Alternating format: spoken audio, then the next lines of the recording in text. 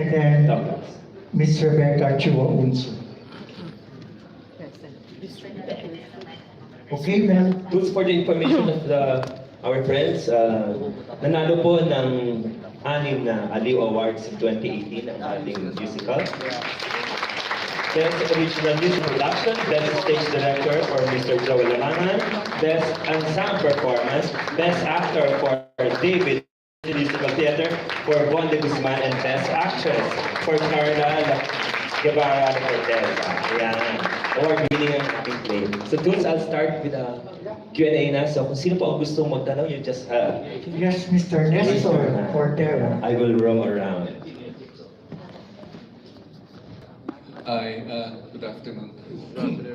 How does it go? The first staging of Binondo was produced by the first producer.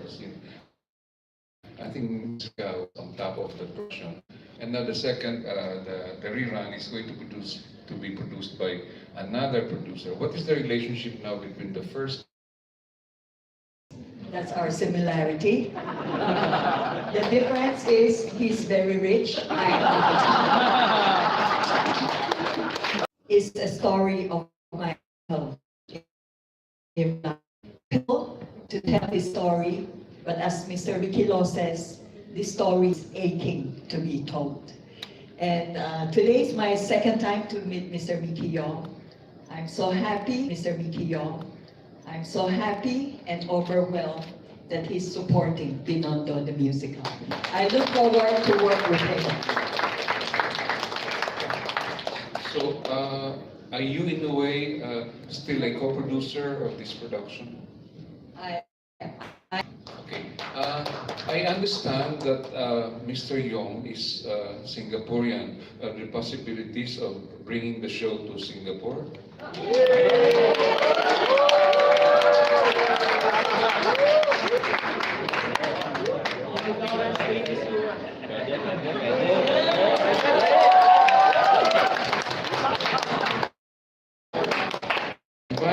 I'll bring the show around. Singapore, very expensive place. Yeah, you know, this is stage for them. You know, I told them money aside, of course, try to make some money for the foundation. I mean, give charity here. But this is a stage for them, you know, to really show the skills of this cast as well as other Filipinos. The only one I mentioned earlier, Lea Salonga, is the only one very well known because it's expensive to stage. You know, even if I put them in hostels, they may still be, you know. But yes, you know, we'll try. If it's a big success here, I'll try and see what we can do. But I say around the world, you know, there's no reason why they should be confined to any specific area. Thank you. Sir Young, what do you like in the production? Did you see the first production? I tell you, I will bring you to Heritage, talk to my wife. She's more into these things than I am, unfortunately. So, but I love music. I've been listening to OPMs after she died, although I don't understand half the songs, but they do put me to sleep. They just sound very nice. I know they all love songs, so I'm trying to pull out my dictionary to translate the titles. Really apologize. Like I said, I'm not really a very cultured. You talk to me about numbers, I'm very cultured. But I'm very impressed. I was just telling my son, these are all natural talents. The Filipino, you want to hear me sing? You all walk away. All of you will walk away, you know. But you know, the Filipino has a natural. There's the voice, anybody can have the voice. It's so natural, and I prefer such things to a single or you know, even just a concert. I think a play is much more meaningful, and plays around the world are big sellers like the Life of Frankie Valli, you know, Jersey Boys, things like that. You know, they do Lion King, now Phantom of the Opera. So Binondo next week. Last point, sir. Blackmail a few rich people here. to make sure we don't lose money. No, like I said, okay, you asked quite an appropriate question. Actually, it's for my wife. She's very into arts and what, and eulogy, we are so different, me and my wife. When we watch a movie, I'm looking for all the action. While people are fighting, she's telling me, "Han, look at the scenery behind the fighting." That's how different we are. So she's really, because of the arts and culture. In fact, I try to bankroll, but it's very big, a school for fine arts, really fine arts in the Philippines, fine arts and culture. We're still working on it. I'm going to see who else I can blackmail. Okay. We'd like to welcome you as a new patron of the arts. Thank you very much, sir. Thank you.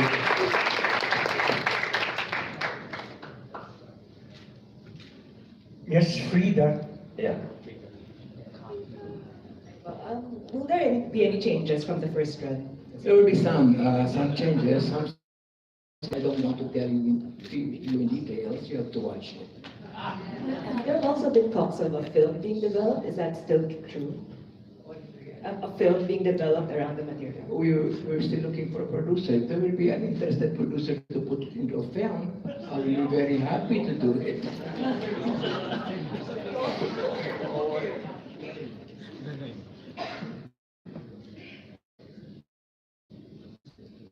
Who else would like to ask a question? Yeah. Taas lang po ng kamay. Hello. Oops, I'm so sorry.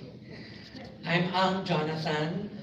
I'm a non-Chinese speaking third generation Filipino Chinese. And I was in awe, and I still am, of the entire Binodo, the Tsinoy musical. Thank you. Sana mapagbigyan na maimbita ulit sa restaging sa July. Question, okay, in the interest of time, dahil ang dami natin cast members, may I ask the front seat cast, itong question 1 of 2. So guys, how are you able to preserve your voice sa pagtatanghal nyo ng kung ilang sunod-sunod na araw, di ba? So, yun. And then, question 2 of 2, para naman doon sa mga backseat cast. Pwede nyo ba ma-share sa madla yung technique kung paano ba kadali mag-memorize ng kilo-kilometrong linya sa play na kagaya ng Binodo, Tsinoy musical. Thank you. Mauna na po ako. Yes, idol ni Ma. Thank you po. Well, for those of you who haven't seen Binondo, ako po, I play the role of Lily's mother, Mrs. De La Rosa.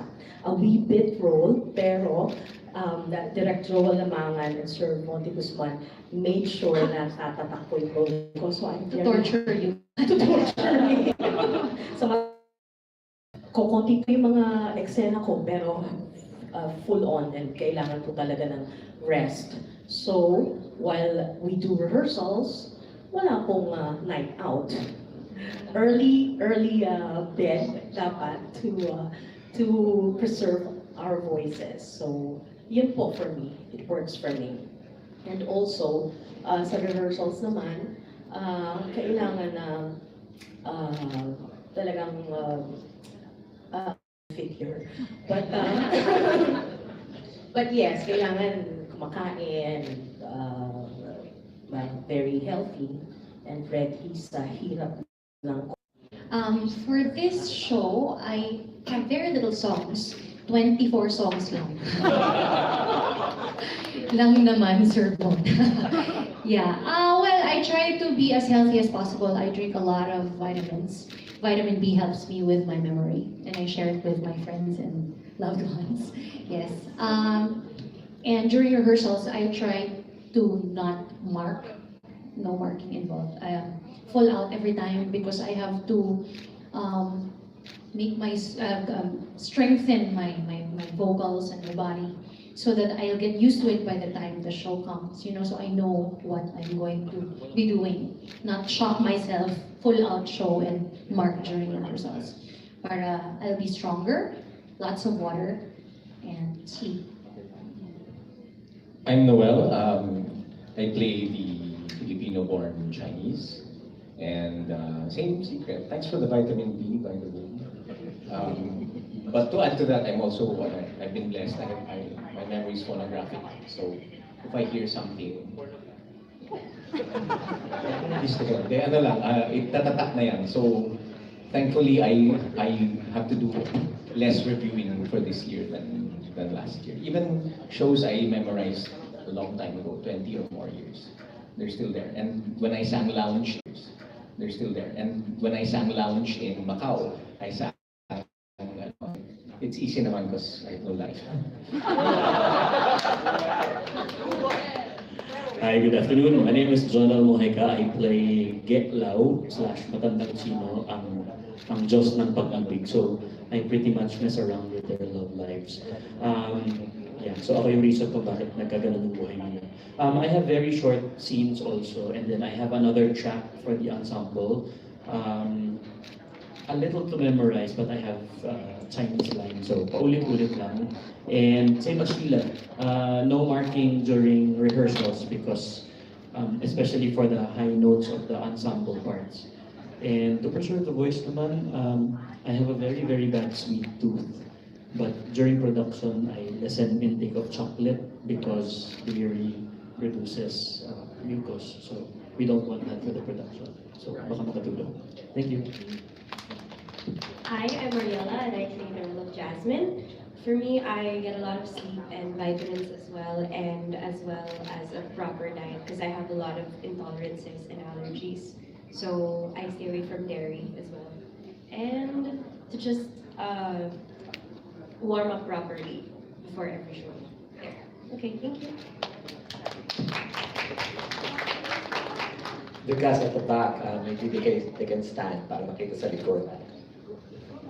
Nag-display mo, magaganda din ang costume. Yeah. I'm Lawrence Martinez. How I memorize is I write down all my lines and then I memorize.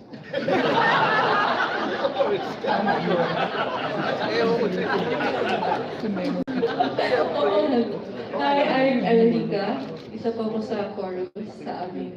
Actually, 6 po kami sa darating na July. About the lines, sa dumakmak na lines, of course, as an actor, meron kaming kailangan, may discipline kami, may focus kami sa ginagawa. At ang dami kasi pong elements, lalo na music tayo, so mas madaling ma-memorize kung hindi kami nagmamark as much as possible. So, performance levels sa rehearsals, para sa show, ma-deliver namin na maayos yung trabaho namin. Thank you po.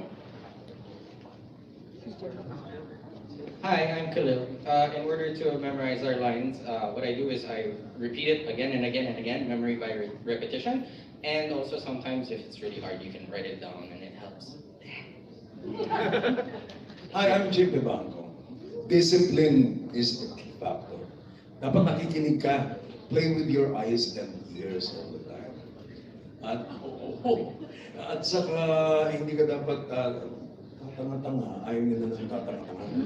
Lahat sila, ayaw nila ng... Dapat magaling sa multitasking. Right on the spot, pagka nagbago ng sequence o kaya ng eksena, ready ka dapat. Dapat marunong ka mag-multitask. Hi, good afternoon po. Hindi po ako si Rhapsody. Nag-stand in lang po ako today. I'm Janine Tolentino. I was the swing for last run. One of the female swings for last run. Tulad po sabi nila, repetition lang, paulit-ulit lang. Tapos, OCD kasi ako sa script ko, gusto ko yung hina-highlight ko talaga lahat. Paulit-ulit, gano'n. Tapos, pag may kasamang choreography, sinasabay ko na rin po yung kanta para na-associate ko sa movement talaga yung linya. Yun po. Thank you po. We have another question from Alan Sancon. Hi po. As a Presscon, we would like to help you to promote the Binondo Tsinoy musical. Pero kayo po ba bakit kailangan panoorin ng mga Pinoy at Tsinoy itong Binondo? Ano yung magiging take home nila of watching this Tsinoy musical? Sa dami ng mga musical ngayon, di ba? Sa dami ng mga why should people should watch this Binondo Tsinoy musical? Sapagkat ito lamang ang musical na nagtatakel sa buhay ng isang Pinoy-Chinoy. Wala namang iba pa. This is the only musical na nagsasabi ng buhay ng isang Filipino-Chinese noong 70s.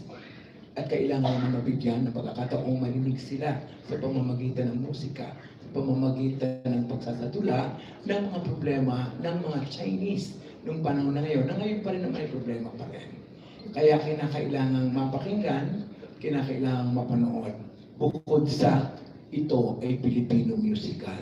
Kailangan po nating tangkilikin at sabihin sa ating mga kapwa Pilipino na tangkilikin ang Filipino musical. Sa mga lead characters, ano yung take home ng mga manonood dito after nila mapanood to? Ano yung mga lesson na matututunan nila being a Filipino and being a Chinoy? Well, like Direk said, this particular musical is very relatable and very relevant to now, even if it was staged during the 70s. So I can assure the ones who are gonna watch that they're gonna fall in love with the characters. I won't really say much about it, but yes, they will come out falling in love with the characters and fall in love with the music as well. The story is very Pinoy actually. Well, it's about Filipino-Chinese, but like when I say very Pinoy, it's the kind of love story that we like to watch. You know, we like kilig, we like to cry, a little bit of anger here and there, things like that. And of course, it's an original Filipino musical, so we really would like for all of you to support it. We have a lot of wonderful talent in this country that we'd like to showcase as well. And at its heart, it's a love story. We want sana the takeaway will be walang sayang na pag-ibig. Kapag ikay umibig, walang sayang. Hindi mo redemption. It's love is love in whatever form. Love for your romantic interest, your country, your family, your child, your passion, your work, for example. We'd like everyone to be encouraged to just love as much as they can because hindi masasayang yung kanilang pagmamahal at pag-ibig. Because I think the biggest thing that we're made to realize in this as a take home is because practically like 70% of the Filipino people have a drop at least of Chinese blood. And you know, the comparison and analogy of the two cultures are better understood when it is in theater than in song and dance and staging. And there are a lot of similarities and there are a lot of differences. But at the end of it all, there's the same human experience, and which is still relevant all the way up to now, from the 70s all the way now to the present. Magdadagdag lang ako at please forgive me, magyayabag lang ako. Una, kasi napakaganda ng original composition ni Bondi Guzman. Second, live orchestra po kami, hindi po kami nagma-1 at hindi po kami nag-3-piece band. Yung production number po namin ay live. Yung iba kasi, pag production number, nagpa-+1 sila. Kami po live. Panghuli maaari ko rin pagyabang, siguro, ang Pilipino pala is capable of producing a mega musical or grand musical like Binodo. Kasama naman, yung makapanood o makarinig na nagawa ng Binodo, pwede sabihin na, kailangan gumawa kami ng mas maganda pa sa Binodo. Maraming salamat po. May I add something? Yes. Thank you for making my dream project come true. I've been dreaming about this project for the last 32 years. And last year, you awarded us with 6 ALU Awards. This project is a bridge between the Filipino and Chinese cultures. You'll see a lot of parallelisms, the martial law versus the Chinese Cultural Revolution, you'll see interchange of cultures, the marriages, the tradition, and everything, especially at this time when we need to understand each other, the Filipinos and the Chinese. Thank you po. We have a question from Cesar Batingal of Net25. I'm Cesar Ian po from Net25 TV, Eagle News Entertainment po.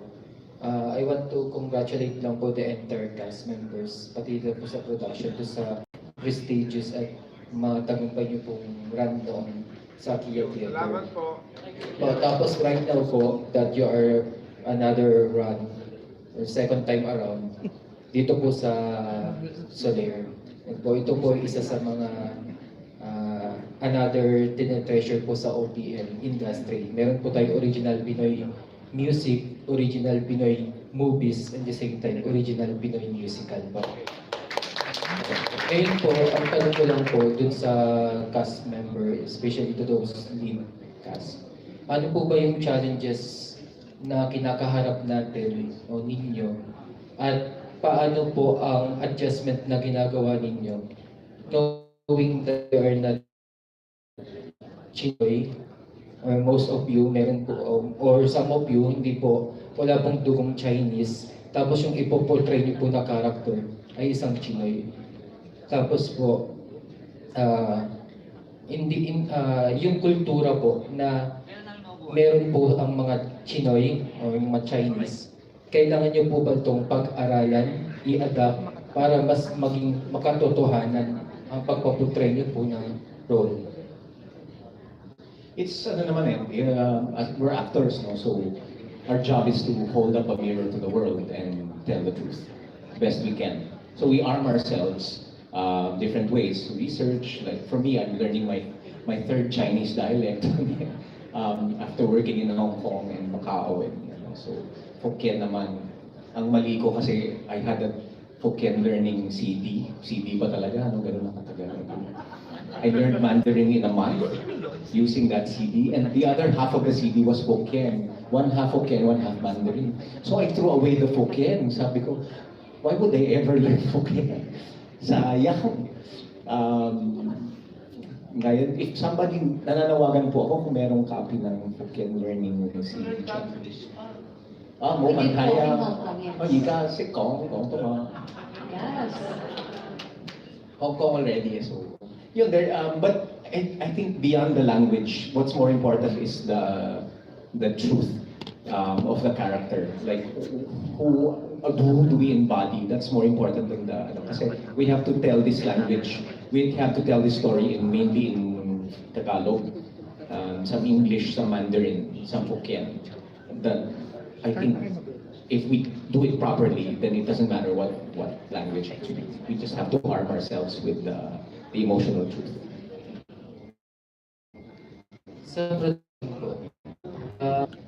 Ang target audience po ba natin dito ay di po ba pangkalahatan po? Pero meron po ba talagang mga pure Chinese na nanonood o nanood po before?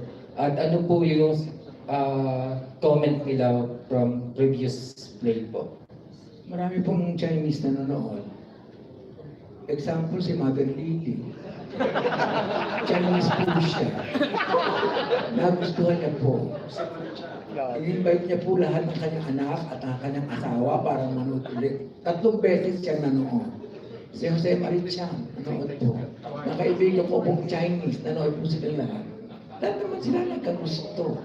Bumabalik-balik po sila. Ibig sabihin, nakakapag-communicate yung play sa kahit sa totoong Chinese, sa hindi masyadong totoong Chinese, sa nagsa-Chinese. Nakaka-communicate naman po sila. Sapagkat universal lang po ang sinasabi ng play. Pagmamahal na totoo at tama, yun naman ang pinakikita.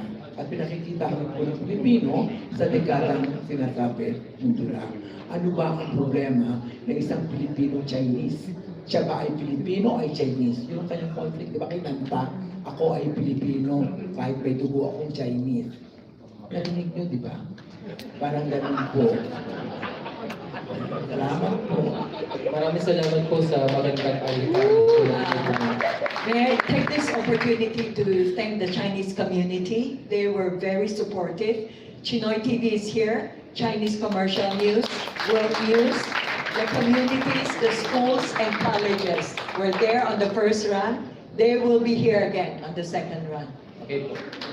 Maraming salamat po kaya po yung aming pong TV station at radio station is supporting this advocacies, pati po yung inyo pong programa, media partner. Salamat po. Okay, Mr. Orly, come. Hello everyone, for the Jericho blog. But before I raise my question, I just want to share my experience from your last, from the original run. I saw it 3 times. Thank you. Yeah. The first time was, I was quite critical. I mean, I have to be honest. I went home with rather critical notes. The second time was, this was more heartwarming. And the third time, I cried and I enjoyed, and I started telling friends to see it. And that's the thing with the material. I agree with Sir Douglas when he said that it really comes with the humanity that has been with you. And it would take such material for you to realize that you have had it for the longest time, and that's what I like about the musical. But the question now here is, we opened this year with a couple of really great reruns, and that would be Apo the musical and Ang Huling El Bimbo. Both had great reruns in the first quarter of this year. How will Binodo the musical be at par with those reruns? We will try to be better. We will try to, with your help, we will try to approach people to really watch it and enjoy it and be proud of it, because we are proud of it. So we will enjoin the people to please watch it and please tell other people to watch it. If one of you will only invite 5 and then the other one will invite other 5, we will be able to gather. There's El Bimo. I'm so happy there's Apo na po sila. I'm so happy I did Manila sa Kuko ng Liwanag. I'm so happy I'm doing Binondo. I hope I will be doing some more Filipino musical for the Filipino audience. I hope there will be more Mr. Young to produce something like this.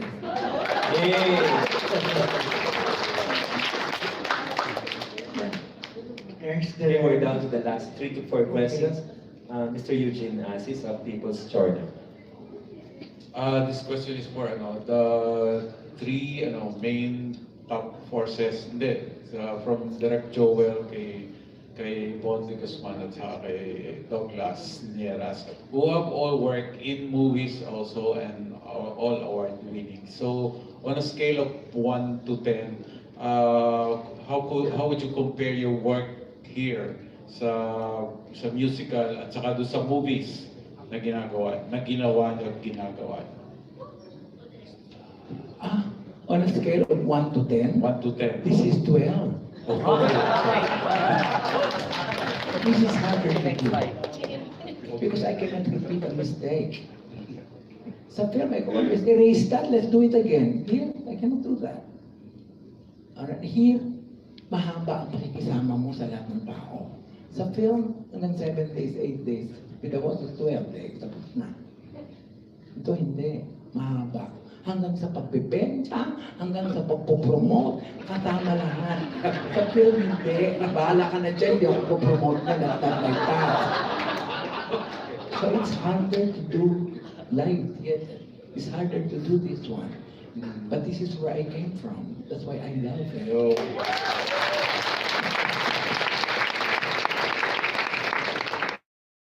Baka may tuloy.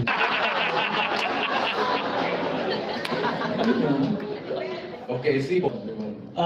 Magkaiba po yung challenges ng writing music for a film and writing music for a musical. The first film I scored was Mano po. So Tsinoy din siya with Direct Joel. So ang main difference is that when you write a film score, there are no words. You don't say, you have, through your music, you have to say you're in love, you're in pain, you're angry without the aid of words. Sa musical theater po, you have that. But ang challenge naman doon is dapat yung pagsulat mo ng musika akma doon sa accents ng lyrics. Otherwise magiging wrong emphasis on the wrong syllable. Parang ganon. Yung ganon magiging ganon, yung kanta. So, plus, kailangan malinaw yung words.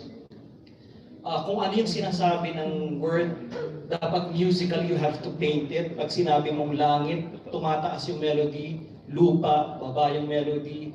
Pag sinabing hangin, kakantahin mo in falsetto, yung mga ganyang klase. So, iba-iba ho yung challenges. But I wrote my first musical when I was in second year high school. Wow. Okay. Huwag na natin pag-usapan kasi hindi masyadong maganda. Ayun, pero pareho kong mahal. So, yung so, scale of 1 to 10, how would you compare yung sa work mo sa movies? 1 to 10, alin ang mas maganda? Hindi, alin ang mas mahirap? How would you rate your pain on a scale of 1 to 10? Mas mahirap po siguro yung theater, musical theater gawin. I guess 30. My favorite number. Okay. Sige. Yes. I've been choreographing for the past, I would say about 40 years. 40 na ba? Yes, wow. Yes. And yung sayaw ko sa ordinaryong sayaw lang is already a narrative. And I make sure that it's whether it's literal or in abstraction or impressionism, it's always there to tell a story. And this time, it gives me a little bit more comfort because the story is already there. So, sa hirap, mas mahirap maggawa ng sayaw lang na walang kwento. Pero pag dito may kwento na, meron pang music na maganda, nagagawa ko na mas maayos. And it's easier for me.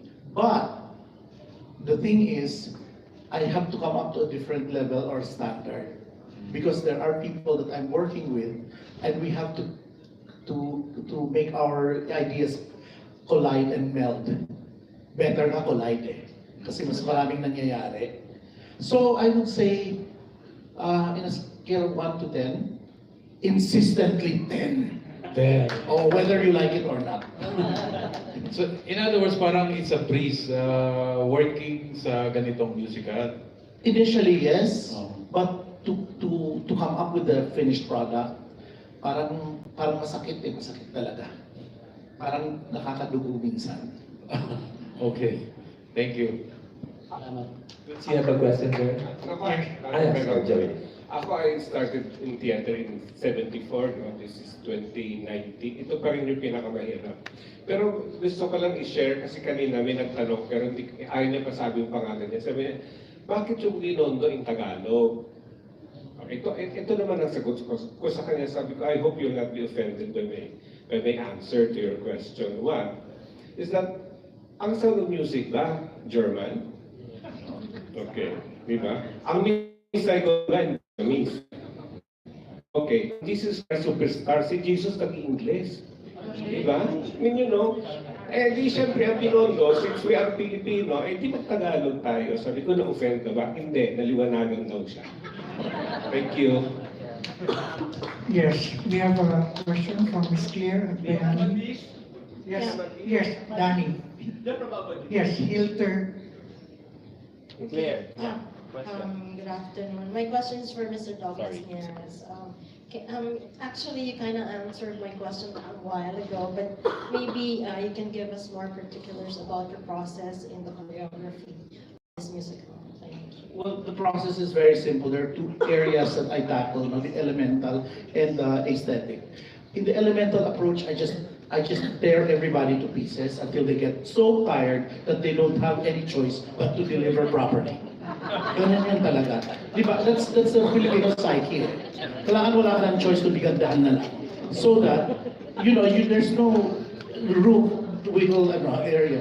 Now, in the aesthetic approach, I want to make everybody feel every second, every movement, every notion, inject a little bit of of the Oriental, the Chinese, of what I know from my experience and from my past, and also things that I borrow from people.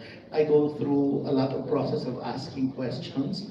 Miss Rebecca has been very helpful about these things, and all the actuations has always been backed up by verification. So if there's a little movement that we do, it is verified whether it is from the Chinese tradition, historical, or otherwise. And for the Pinoy, okay na ako dun. Alam ko na yun. And after all of that is done, everything is physical lang. Feeling for it and the stories that they come up with individually as characters. So, I'm sorry, was I vague? Follow up, no more? Yeah, so how do you deal with, some people are not natural dancers, so, you know. I beg to disagree. Oh.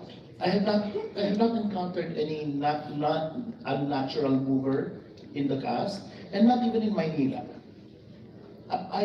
That's never, or maybe I really punish them so much. But I have not encountered, not one. I've never encountered anyone so difficult that it made me give up.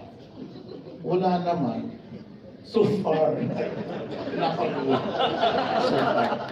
Walang kalawang paa, dalawa, wala. Wala po. Mga tatlo. Pero nandun pa rin yung dalawa. Okay, for Mr. Amadis Guerrero. Direct Joel, I wanted to ask you, no, kasi the activist overtones in the musical play are very evident, no?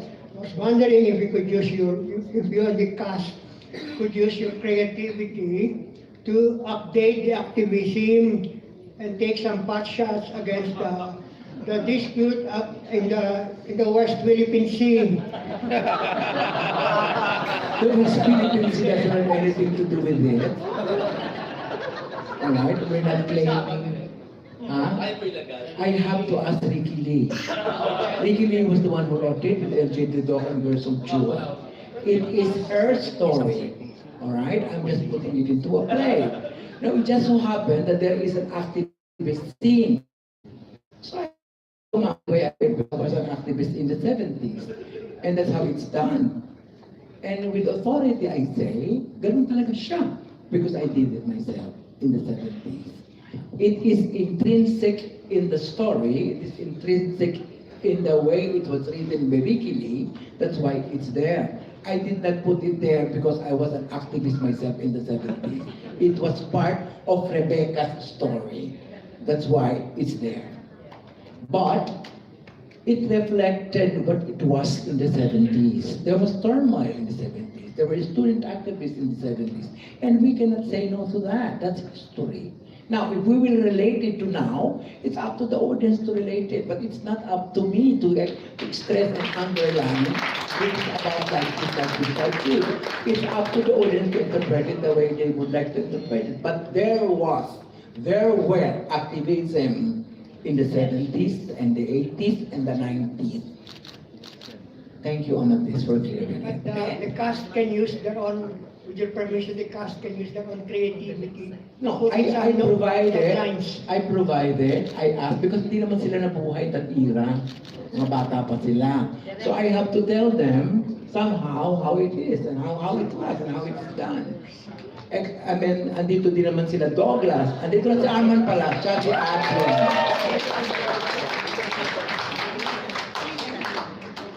Okay? Thank you. So, thank you, Amadis. May I just add something? The song Ako Ay Filipino is our song. We are Chinese, but born and raised in the Philippines. So the story is about Filipino Chinese. It's not about the new Chinese claiming Spratly. Okay, we have a question from the welfare there. I want to push that. Very good. Which you said that had turmoil. No? But love should be based always on transparency and equality with direct Joel. Now, I want to know, anong lesson about love yung pwedeng makuha dito sa musical na pwedeng i-apply ngayon on our relationship with China? Maraming pag-ibig dito sa play na to. Maraming pag-ibig na pinatutukulan. Pag-ibig ng lalaki sa babae, pag-ibig sa bayan, tinutulakay din dito. So may iba't ibang uri ng pag-ibig. Pag-ibig sa kaibigan, pag-ibig sa ina, pag-ibig, maraming pag-ibig sa loob ng istoryang ito. But ang pinakatampok ay ang pag-ibig ni Lily kay Atyong. Ang pag-ibig ni Carlos kay Lily.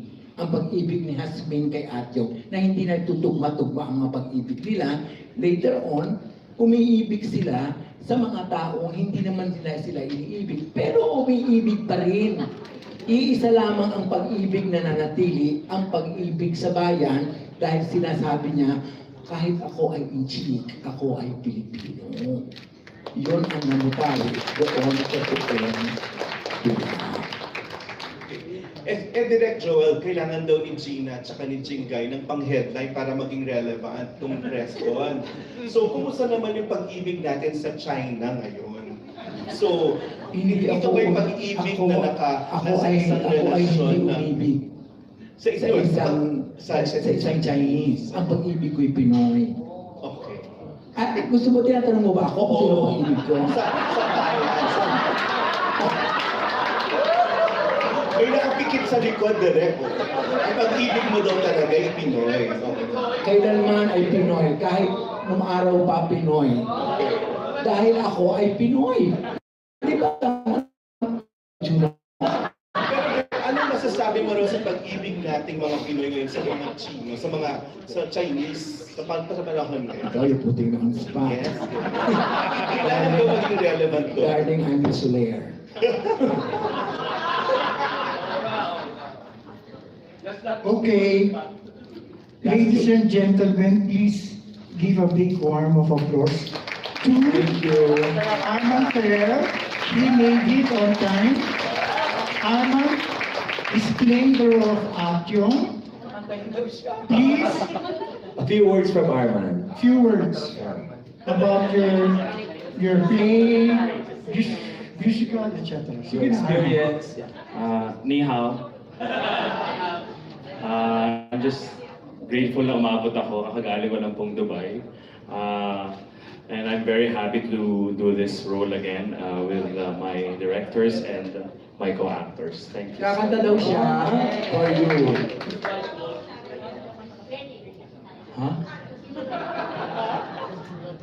Sige, tatry ko po yung best ko pero hindi po ako nakapag-vocalize sa aeroplano. Palakpakan po natin si Arman Ferrer. Gusto ko talaga yung kanta, di ba?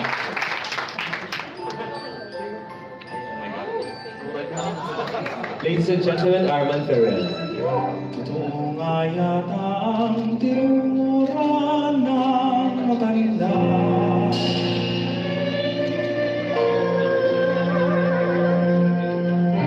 Nang gabing ito'y gabi ng tadhana.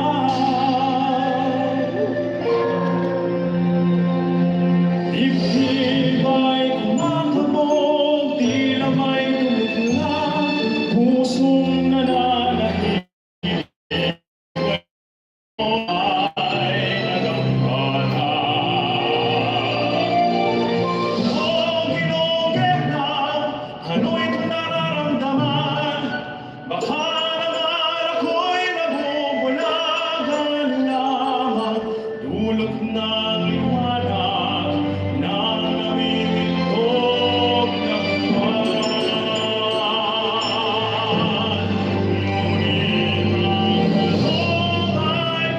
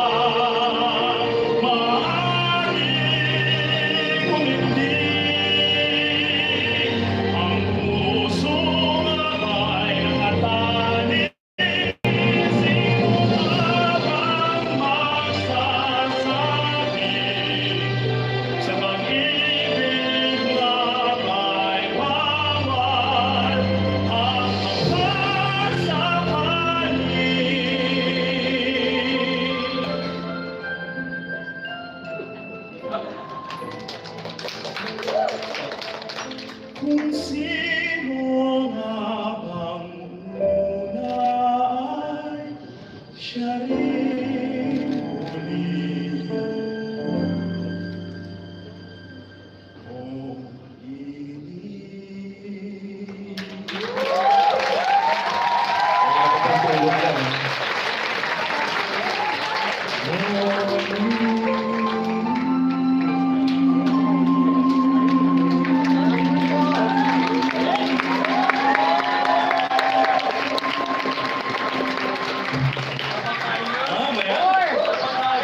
That's the professional in Arman Ferrer. Palugin pa yung galing aeroplano. Okay. Ang taas, Sir Bon. Okay. Guys, listen darling. It's almost 2:30. We'll have our closing remarks from Direct Joel. Then we'll have the raffle and then we'll have the food to call, okay? We'll do it short, fast, and sweet. Yes, Direct. Last remark, maraming salamat po sa pagpunta niyo dito. Salamat po. Nakita niyo ang Binodo ng staging. Salamat po ng marami. Yes. Okay, Maricel. Maricel, raffle time. Ayan. May raffle. Again, ladies and gentlemen, Binodo